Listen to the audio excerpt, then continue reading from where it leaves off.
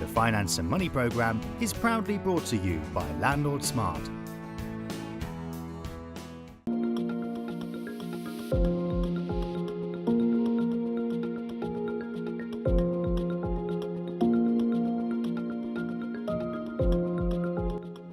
Welcome to the Money and Finance programme with me, Gemma Forte. We're here at the London Stock Exchange studios in the heart of the city for a unique programme where some of the country's leading experts from the world of finance and property are invited to share unreservedly their views about the industry. So I'm looking to finding out what today brings, so let me introduce my guests straight away. First up, we have Tony Gimple, Paul Mahoney and Pirigesh Sivanathan. Welcome, gentlemen. Great to see you all today.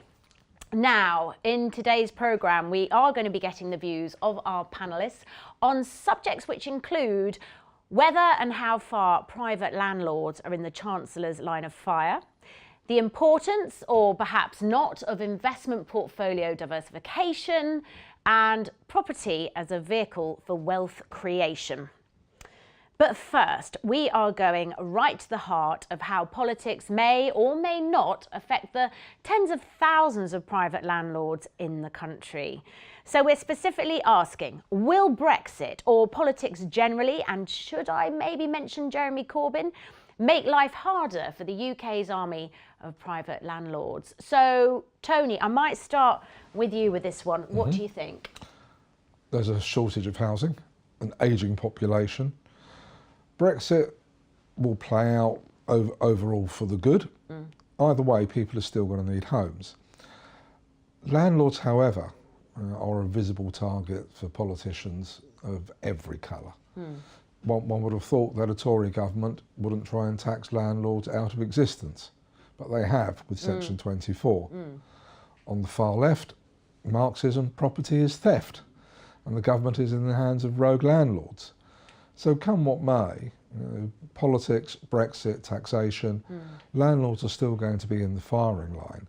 That said, if they're running professional property businesses, they will be able to provide a real social function to occupy the vacuum that the lack of public money, both at a local and national level, in providing quality, affordable housing, but at either end of the market. So yes, it's going to be tough.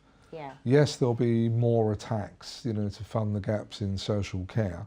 But overall, if landlords do the right things, build the right properties, work with the system, then they'll come through the other end like any other business should. I suppose that is the problem that they're trying to solve, is the fact that rents are so high now, aren't they? And with so many people not able to get on the property ladder, there is an inherent problem there and an imbalance which I guess they're trying to address. What do you think, Paul? I think that's the way it was spun. But in reality, I think landlords are just a soft target.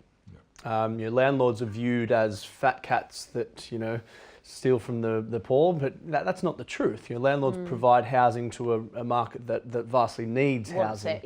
The government needed money to fill out their budget, and they targeted landlords to get it. I think that seems to be the general sort of consensus view of property industry professionals now that we've had time to digest the changes. I think the two topics actually tie into each other quite well, being Brexit and further targeting, further legislative change, in that with Brexit, the government's going to be very busy on things that aren't landlords. So I think certainly in the short term, it would be very difficult for any more focus to be given to hurting landlords, which is probably a good thing. And when you say hurting landlords, though, is it not the professional landlords as such they're going after, but the individuals who've in the past had some pension pot, if you like, and they've put it into property because they can and because it's, if you like, an easy way to make money, and they're trying to clamp down on that a bit? Again, that's a way of looking at it, that they're looking to professionalise landlords, and certainly if landlords are doing things the right way, it can mitigate the effects of all of these changes. There is certainly more reason now to have a proper strategy to deal with current legislation, as opposed to in the past it's been a very sort of DIY type activity. you know, go down, speak to your local estate agent, buy a property and make loads of money. That's not what it's about anymore. You know, you need to make sure that you're structuring things in the right way, that you have a strategy, a clear idea of your goals. As Tony said, a business plan, because that's what it is. You know, investing in property is a business, and you need to go about it in the right way. Okay, so essentially things have got tougher, much tougher recently, but you think that Brexit, rather than make things even harder, it's actually a distraction. It is. Brexit is a distraction all the way around. You know, we're a maritime trading nation. So we'll continue to do what we've always done, you know, make money through opportunity and adversity. Yeah. But government only seeks to regulate sectors which are making money and doing well, because there's no mileage in spending public funds on failing industries. Yeah. And the housing sector, the private landlord sector, works on every single level. What about you, Pirigesh? Is politics something you're particularly interested in, or you try to avoid? I think despite whatever my political view is, I think one of the most interesting things, I think, you know, you mentioned Jeremy Corbyn. People have been talking about rent controls being a disaster. People are talking about him going after big businesses. But actually, like my colleagues have said, ultimately, if you're a business, if you're a property owner in this environment, you know, there are only two main political parties. You've got to prepare for probably a Conservative government or prepare for a Labour government. Yeah. And when we talk about rent controls and things like that, New York State has had rent controls since 1942, yet we're still talking about one of the most buoyant real estate markets. The other thing is I back entrepreneurs, I back the landlords in this market. They will find a way. We've already seen with the number of legislation, lenders as well will innovate. They'll find new ways in order to lend money in a legal way. I think with regards to Brexit, my underlying feeling is let's get some certainty into it. That's what's going to help everyone. You know, I think while we're sitting here debating, could this happen? Could this happen? Let's imagine you're a landlord based in student housing. As of today, students are incorporated within the immigration cap. Now, that would be a big worry for me, because foreign students coming in are actually potentially a big earner, and we're seeing loads of cities with great big developments really on the back of student housing. So I always think these sorts of things presents opportunities, and I think absolutely what you said about the accidental landlord, it will become harder and harder for them. But equally, when we talk about innovation, there's crowdfunding now, there's REITs, there's different ways for people to invest in property, still get that exposure. But today, I think, marks an important line. I think if you're going to become a landlord in the future, you do have to professionalise. There is plenty of opportunity for you to take advantage of the opportunities coming. Okay, so property as a vehicle for wealth then, largely sort of, it doesn't touch it really. What do you think, Paul? Well, you know, it remains the same. You know, short-term legislative changes, things like Brexit, it doesn't affect property as an asset class longer term. As we've been saying, you just need to make sure you have the right strategy in place. Obviously, there's been a lot of negative media around the recent changes, and from what I've seen, the examples that are used in that are very much spun toward the articles that are written. So property is still, in my view, the best asset class for creating and storing wealth for the broadest range of people, especially those that are looking to be quite passive. Well, as you say, because what are the options? If you don't invest in property, I guess you're looking at the stock market, and you know that could be a lot riskier for a lot of people. But you know, property tends to hold its value unless something goes horribly wrong, doesn't it? Well, it does. It's quite opposite. We're in the capital of capitalism, the London Stock Exchange, and equities are highly sentiment based. You know, the price we pay for fuel is precious little based on what it costs to get out the ground, but on what people will think it'd be worth in the future. And that hasn't changed since Roman times. The Romans speculated on the Egyptian grain crop. Bricks and mortar, somewhere for people to live, is readily understood. If done properly, capital growth notwithstanding, which is actually worthless until you come to cash it in, is great income, provides a nice resource for future generations, and when done properly, is highly sustainable. Yeah. Plus, in terms of sort of Europe as a whole, I think particularly us Brits, we see property as something that we really aspire to. You know, I know in Italy and other countries, the culture just isn't the same. There's not such kudos in sort of owning your own property. It's not necessarily something you expect, and people will rent for years and years and years. So maybe also just culturally, we're very sort of embedded towards wanting to have our own property. You know, Tony mentioned before, but the stability of property, that regardless of what's happening in the economy, people need somewhere to live. Yes. And in the UK, we have a massive undersupply in comparison to a growing demand. Yeah. We're building around half of the required yearly supply and have been doing so for over a decade. And whilst ever you've got a dynamic like that in the market, it's impossible to argue against prices continuing to increase over the mid to long term. It's obviously cyclical, but as a property investor, so long as you're buying in the right areas, even if the economy completely goes belly up, people still need to live, you know, in a house. They still need a roof over their heads. So you can have confidence in the right circumstances that your rent is sustainable. And prices don't really matter when you own property. You don't have a ticker on your letterbox. You can't really tell what the price is until it comes time to sell it or remortgage it. Yeah. So unless you need to sell at that, you know, very bad point in time, it doesn't really matter. It's a paper loss. So as a long-term investment asset, it works really well. Yeah, and I think we all know that things have cooled off a little bit in the capital.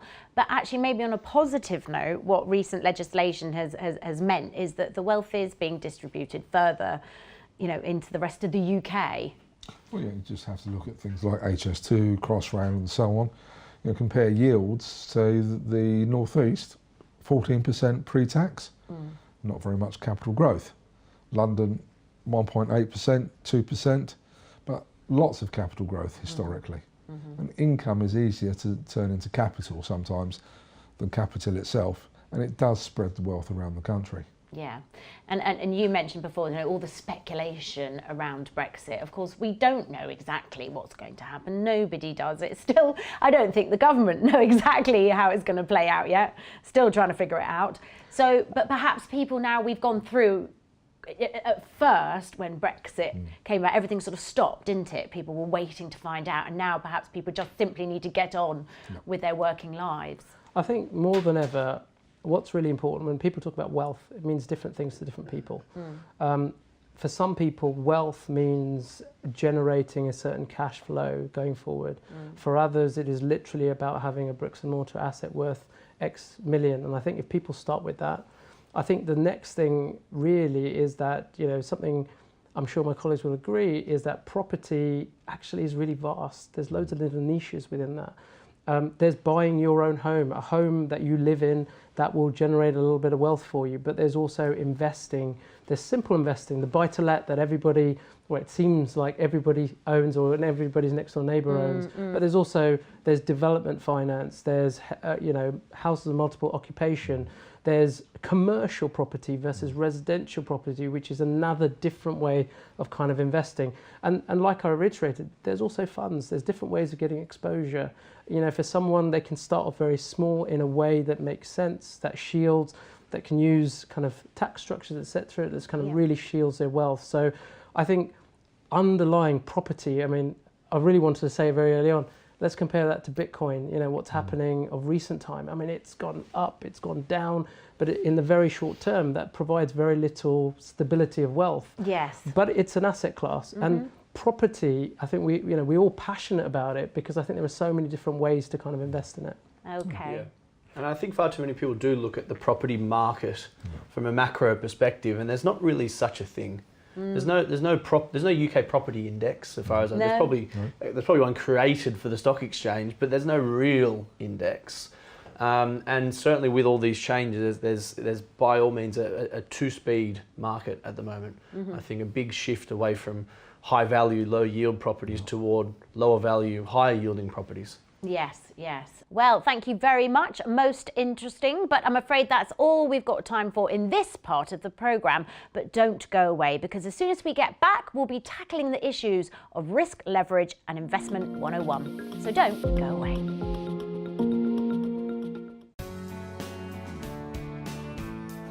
The Finance and Money programme is proudly brought to you by Landlord Smart.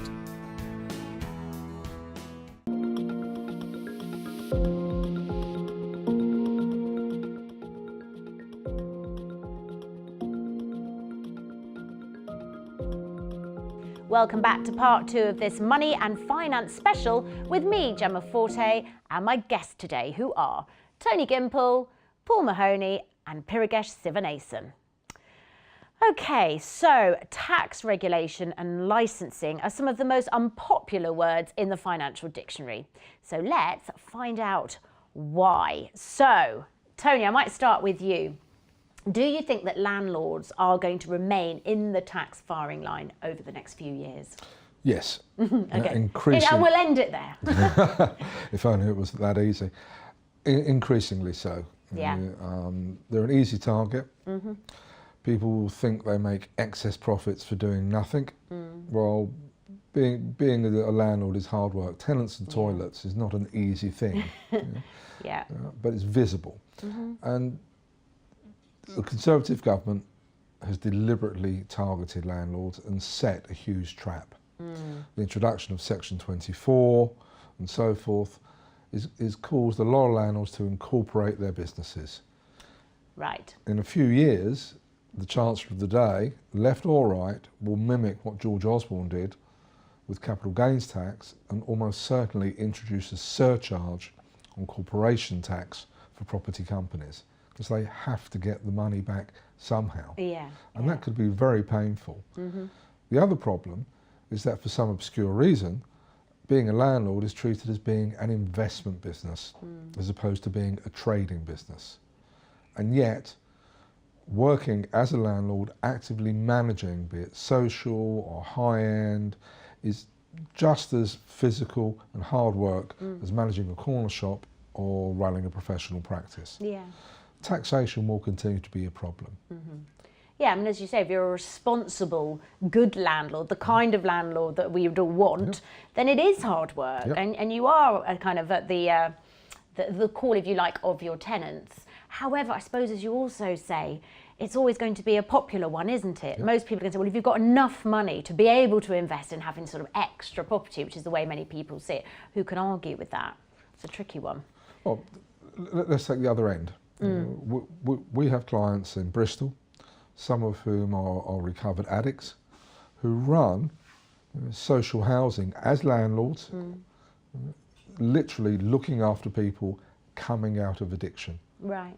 Are they investment landlords or are they working landlords? So would they have the same legislation applied to them? Okay. Exactly the same as somebody who's just made a killing on the stock market, decides to invest the profits and do nothing else. Yeah, that does seem very unfair. It is totally unfair. You know, running a property portfolio, actively running a property portfolio, is every much a trading business as any other kind of business. Yeah, and I suppose if you're looking at entrepreneurial spirit as well, it's almost like, you know, punishing people for doing well. Yes. I think it's important to keep in mind, though, that because a lot of people focus, especially at the moment, on tax, because there's been all these tax changes. You're only taxed when you're making money. There's an old saying, don't let the tax tail wag the investment dog. You know, focus on making money. Yes. Structure it the right way, and then aim to mitigate the tax. Yeah.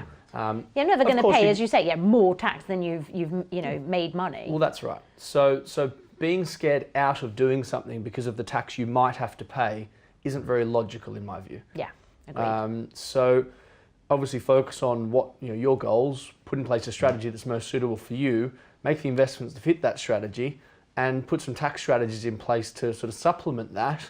But the main focus shouldn't be the tax that needs to be paid. Yes. And you are sort of, it's more individuals and the people you mentioned will suffer. I know there is an argument surely for just putting corporation tax up by 1%.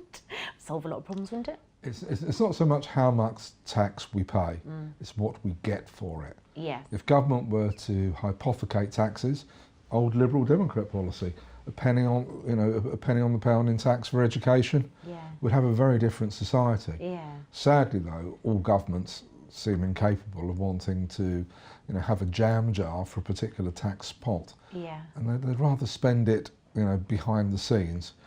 It funds the occasional war and so on. And of course also only 2 parties now as well, which is, it basically is a 2-horse race, isn't it? Which makes life quite interesting as well. It's never really been like that before. Right, Pirigesh, let's come to you and talk a little bit about regulation. What are the key differences between regulated and unregulated finance, and where can unregulated finance be of benefit to those seeking finance for property? So, for those guys at home, this is the bit where they probably start yawning They go, what? a lot. But really, for the consumer, the difference between unregulated and regulated is all about protection. Because an individual that perhaps doesn't do any finance or is not particularly educated in all the elements of finance, when they're going and buying their first home, we're talking, especially in the UK now, hundreds of thousands of pounds worth of debt that they might be taking on. And it's really important that they're protected, that the advice that they get when they take on that, both from the lender and or a broker that supports them, is right and fit. Yeah. It's also something that should be easy to explain. So there is a whole industry around this. Your high street banks typically are regulated and, well, are regulated, not typically are regulated, and also the broker that supports that.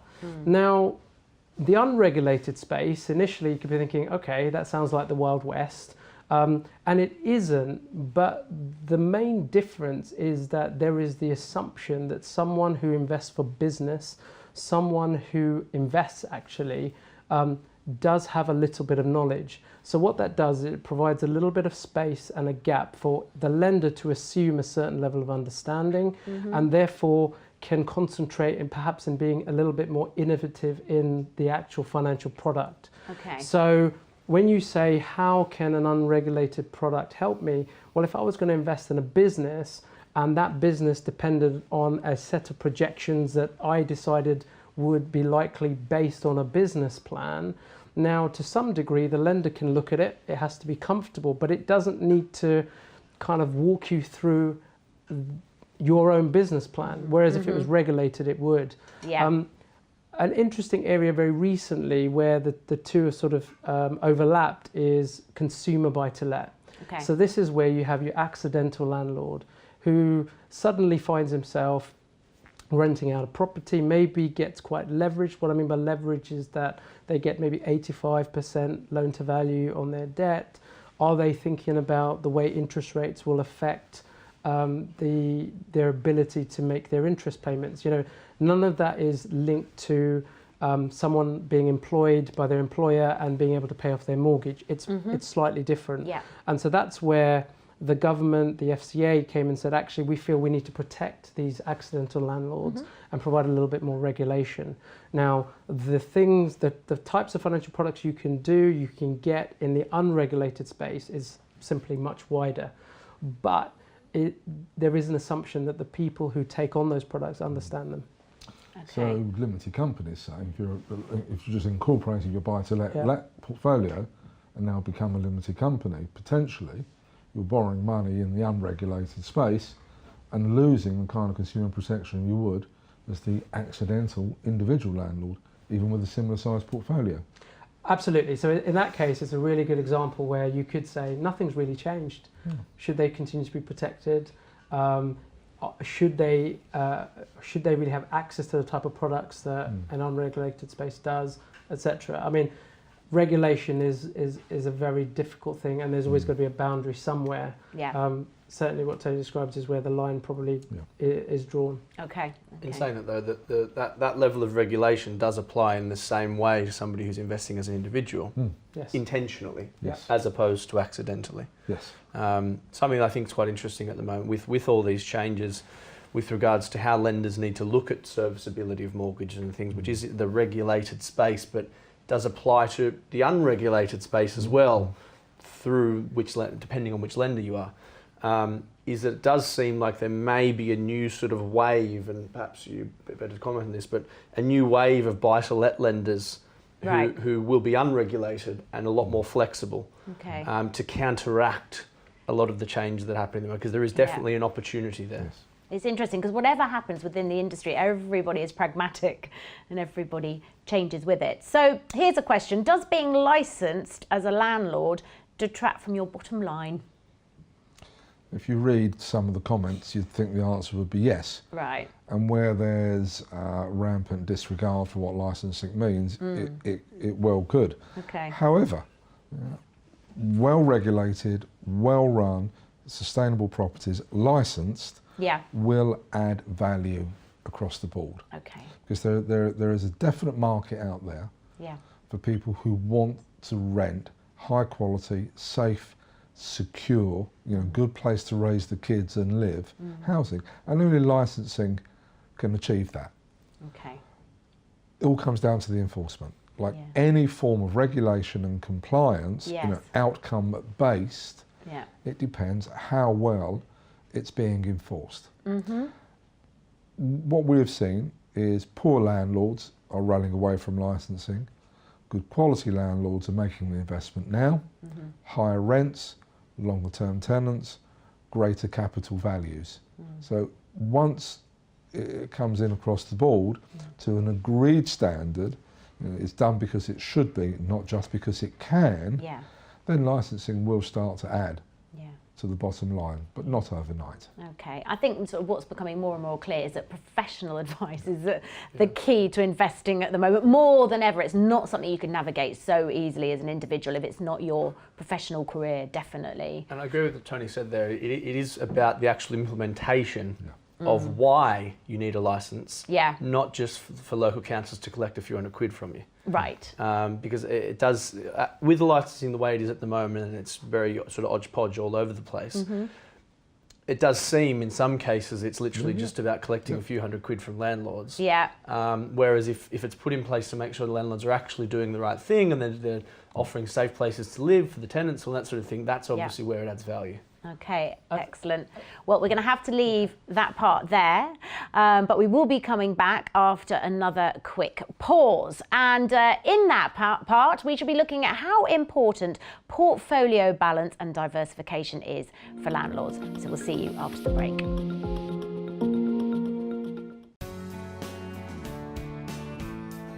The Finance and Money Programme is proudly brought to you by Landlord Smart.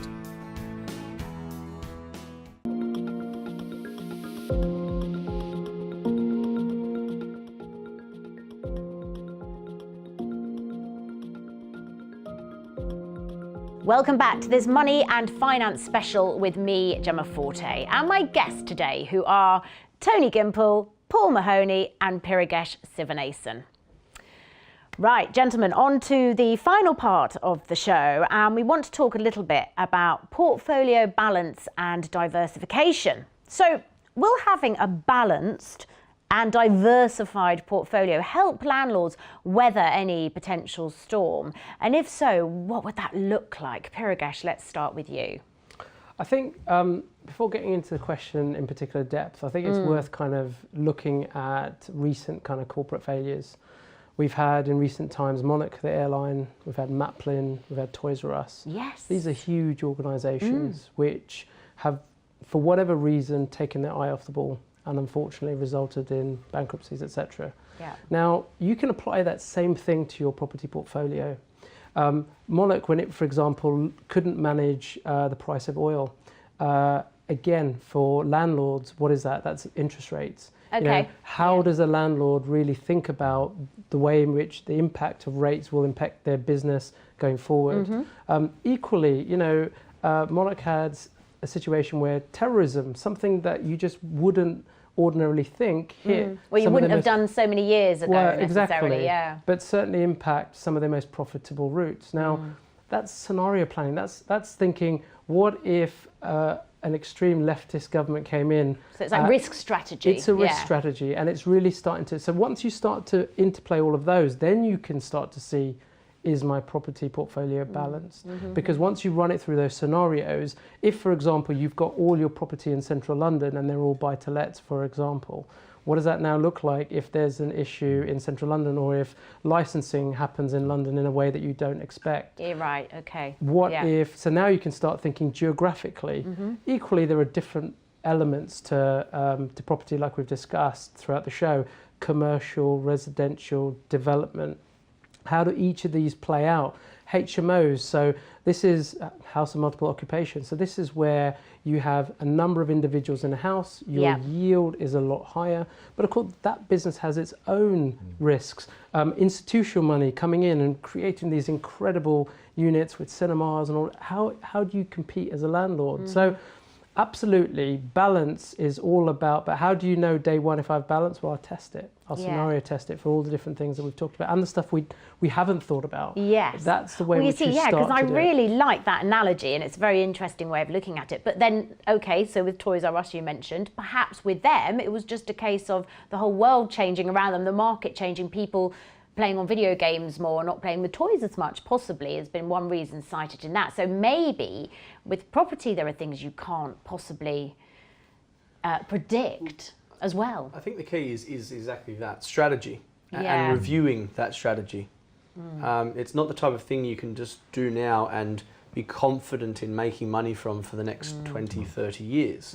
Remembering that the demand for your property comes from the target market, and what that target market wants changes. Yes. It's the same as the Toys R Us story. They became irrelevant because they didn't change with the market. Change with the market, yeah. And of course, in any business strategy, you need to do that. So you need to make sure that your portfolio, if we're talking property, is changing in line with where the demand is skewed. Yeah, so maybe it's just the market is going to start separating the wheat from the chaff, if you like.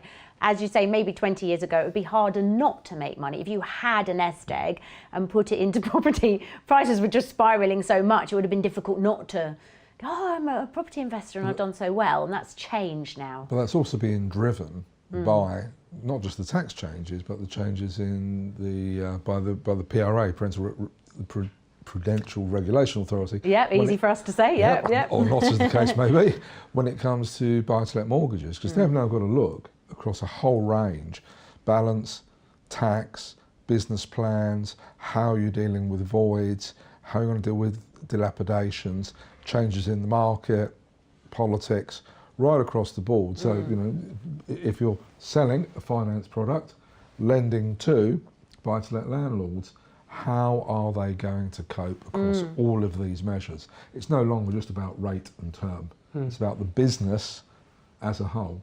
And if Toys R Us bankers would have looked at them to the same degree as any good mortgage lender would now look at portfolio buy-to-let landlord, they may not have lent the money, or will advise them, you want the money, you're going to have to look at the market in a different way and have much more balance and diversification. Yeah. And it's a very relevant point with all the changes we've been discussing, because there are a lot of strategies or more specifically portfolios that worked up until now. Yeah. And over the next 4 years, as these changes are implemented, will start to work less and less. And a lot of landlords will find themselves in a position of actually making a loss, whereas previously they might have been making a slight gain. So that's a good example of how things change and how you need to change your strategy in line with that. And I suppose approach things in more of a strategic way. Yes. The best way to do that is to get professional advice.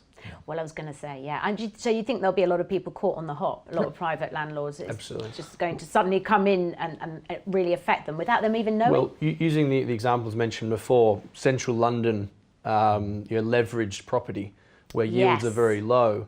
Not only will these tax changes affect those properties that might have been slightly cash flow positive previously and now they'll probably end up negative, but also the mortgage changes we've just been discussing.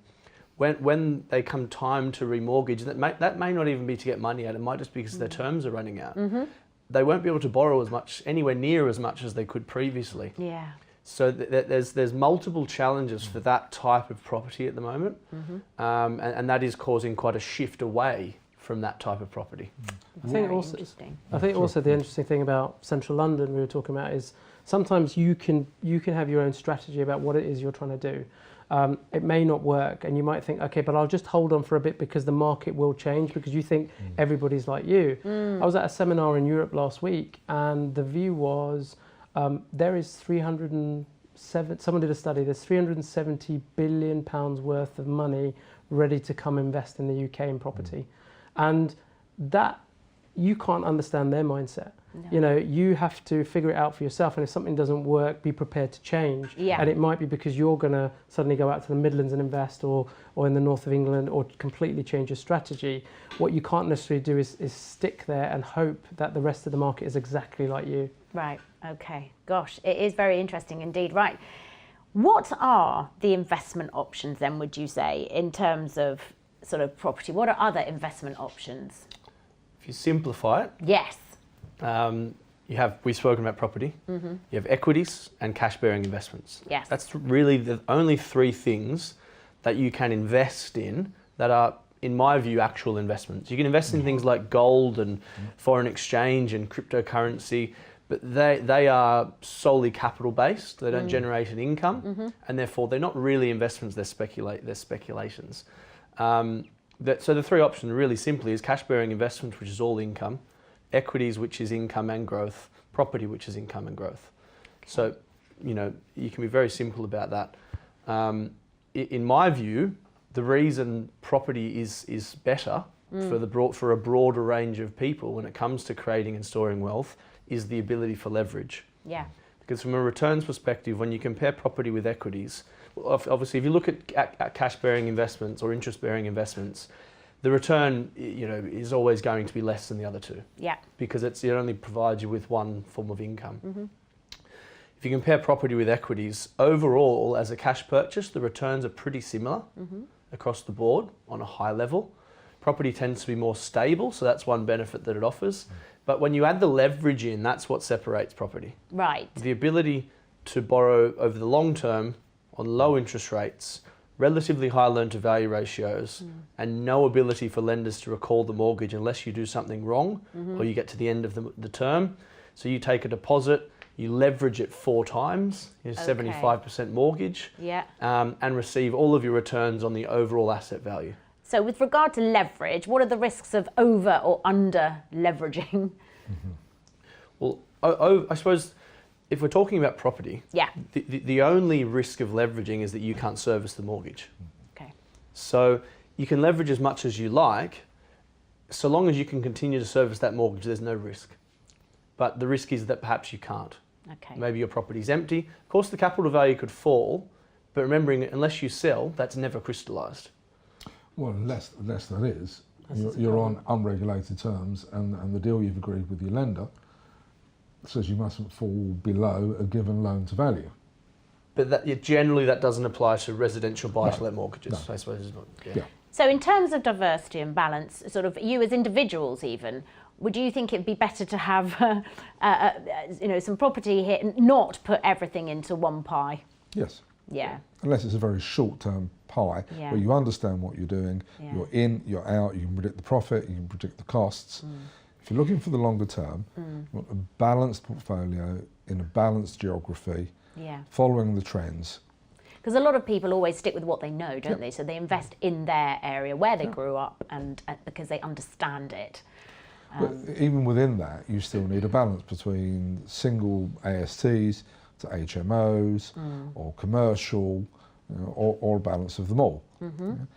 If you can, however, access your capital, recycle it, and have, like any other business would, a portfolio based on geography, demand, and type. So, if one part of the portfolio tanks, the others will easily make up the slack. You're not going to go out of business tomorrow.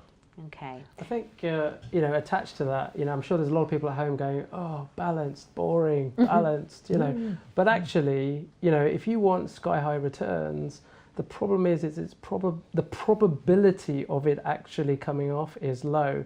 The way in which you create true wealth, I would say, is over the medium and long term. So what you really need is something stable that is constantly able to compound. Now, how you actually piece that pie up is very much dependent on your own personal circumstances. But it's boring, but that is the way true wealth is created. Slow and steady wins the race. I think so. But it's not static either. Yeah.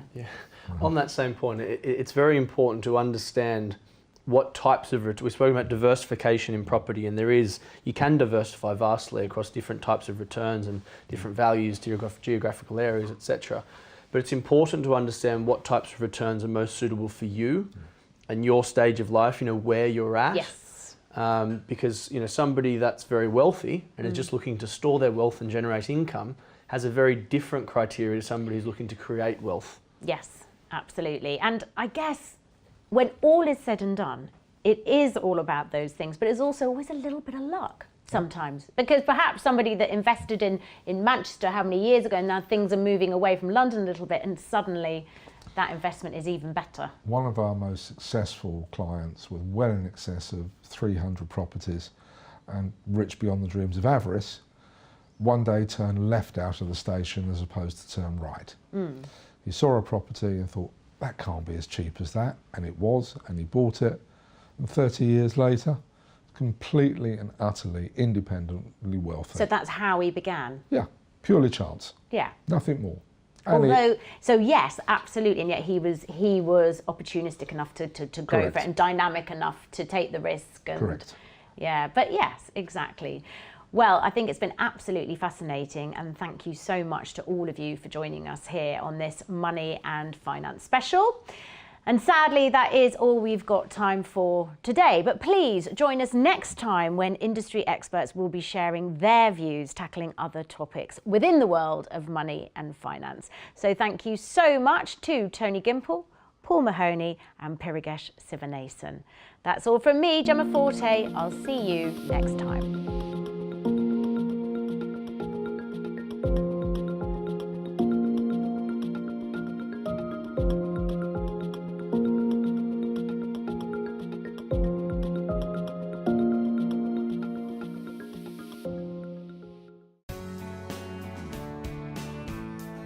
The Finance and Money Programme is proudly brought to you by Landlord Smart,